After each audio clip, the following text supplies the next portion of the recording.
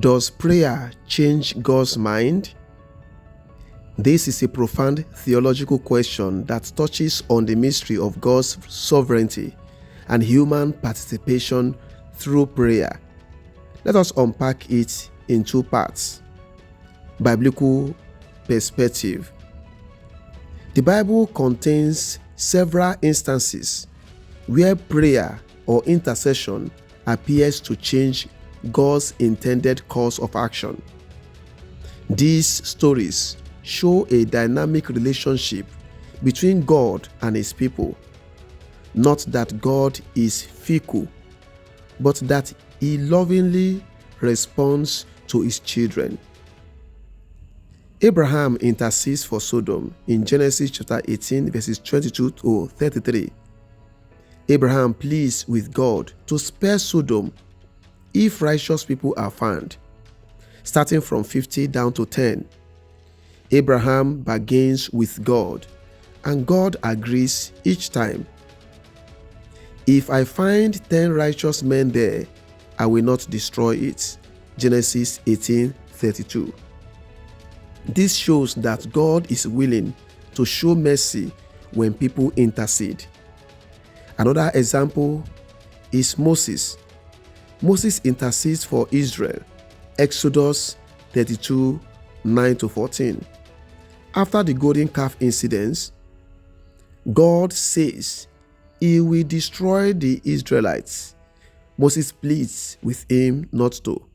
So the Lord changed his mind about the harm which He said He would do to His people. Exodus chapter 32, verse 14. Hezekiah prays for healing. Isaiah 38 verses 1-5. God tells King Hezekiah that he will die. Hezekiah prays, and God adds 15 years to his life.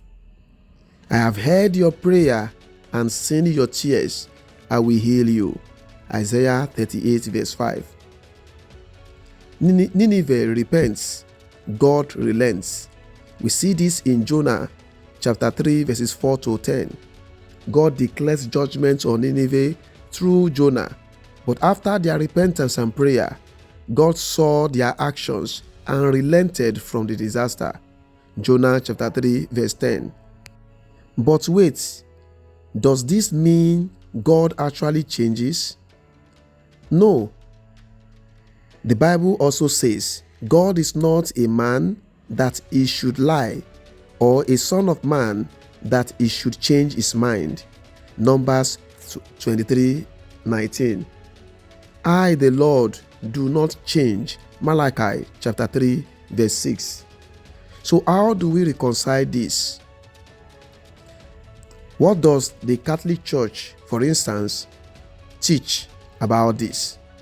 The Church teaches that God's will is eternal and unchanging, but within His plan, He has willed that prayer be an effective means of participating in His providence.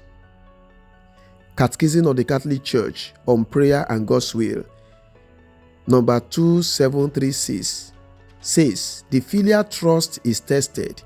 We must unite ourselves to His will, just as Jesus did in Gethsemane.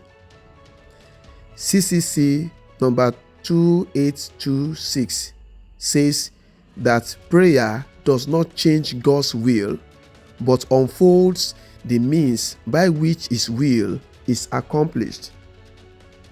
CCC 2833 says, when we ask, give us this day our daily bread, we ask for what is necessary for life.